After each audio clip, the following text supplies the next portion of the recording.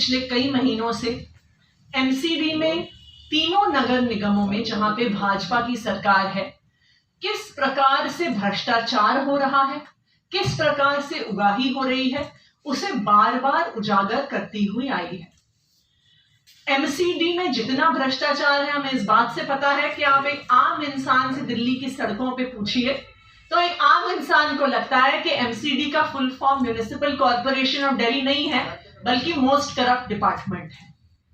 MCD में भाजपा ने पिछले 15 साल से भ्रष्टाचार किया है, लेकिन पिछले कुछ महीनों से ये भ्रष्टाचार, ये उगाही नई ऊंचाइयां छूने लगा है। क्यों? क्योंकि अब भाजपा को पता है, भाजपा के नेताओं को पता है, भाजपा के पार्षदों को पता है कि दिल्ली की जनता उनके भ्रष्टाचार से इतना परेशान है, दिल्ली की जनता उनके कुशासन से, उनकी पुअर गवर्नेंस से इतना परेशान है, उनकी उगाही से इतना परेशान है कि अप्रैल के एमसीडी के चुनाव में वो उन्हें निकाल बाहर करने वाले हैं। और उन्हें पता है कि अब लोगों से उगाही करके पैसे कमाने का समय खत्म होने वाला है, तो आखिरी कुछ महीनों में अपनी जेब जितनी भरनी चाहिए है हम भर लें।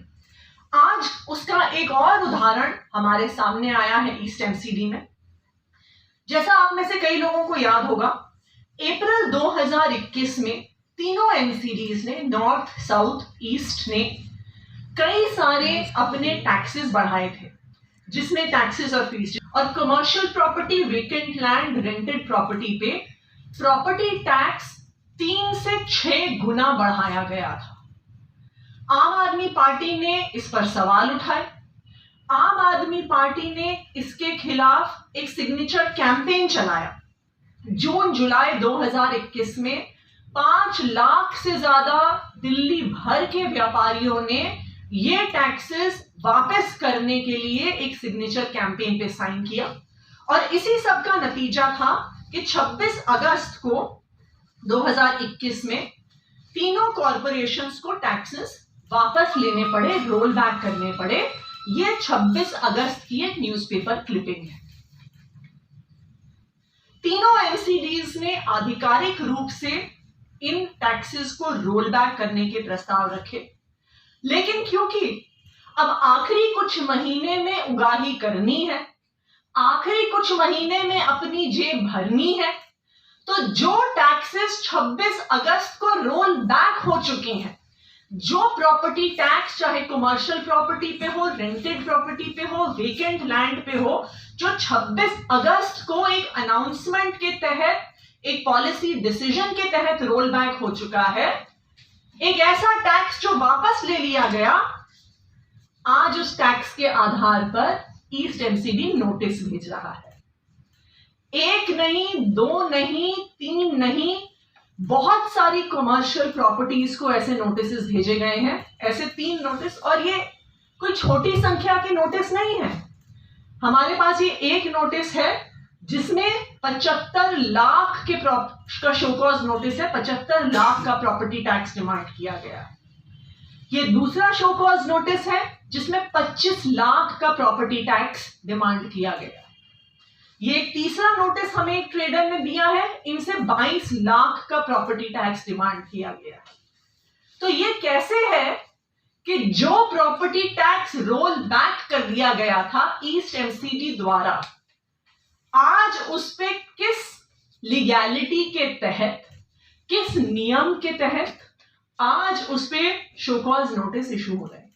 तो ये बात बिल्कुल स्पष्ट है कि ये नोटिस इसलिए इशू हो रहे हैं कि इन नोटिस की वजह से, ऐसे शोकॉज और डिमांड नोटिस की वजह से, इन व्यापारियों से, इन ट्रेडर्स से उगाही करी जाएगी, इनसे पैसे मांगे जाएंगे और इनको कहा जाएगा कि आप पार्षद की जेब में, भाजपा के नेताओं की जेब में पैसे डालो, तभी ये नोटिस वापस होंगे।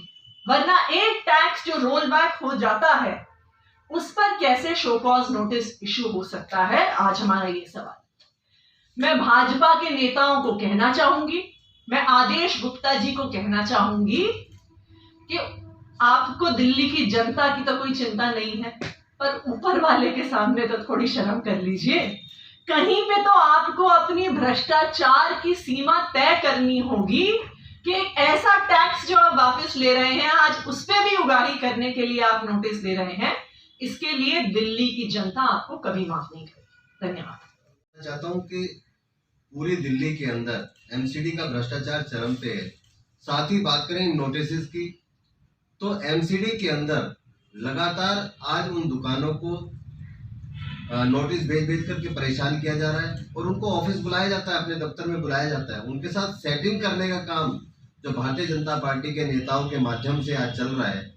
एक एक दुकानदार, एक एक व्यापारी पूरी दिल्ली नगर निगम का छोड़ो, पूरी दिल्ली का परेशान है, क्योंकि उनकी जेब से जो टैक्स की बढ़ी हुई कीमत मांग रहे हैं वो अलग है, उसके बाद जो सेटलमेंट के लिए जो पैसा मांग रहे हैं उसकी वजह से आज कोरोना काल के अंदर जब उनका व्यापार नहीं चल रहा, धंधा नहीं चल रहा, अपने कर्मचारियों को वेतन कैसे कैसे वो करके दे रहे हैं, उसके बावजूद आज इन भारतीय जनता पार्टी के नेताओं की जेब भरनी उनको पड़ रही है।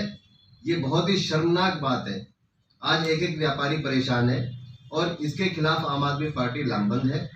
आज भी हम इस बात को यहाँ भी उठा रहे हैं और इसके लिए आगे भी हमारी ये मुहिम जारी रहेगी कि जब तक ये पूरी तरीके से ये भारतीय जनता पार्टी इसको वापस नहीं लेती, हम लोग इसका विरोध सड़क तक आकर के करेंगे। धन्यवाद।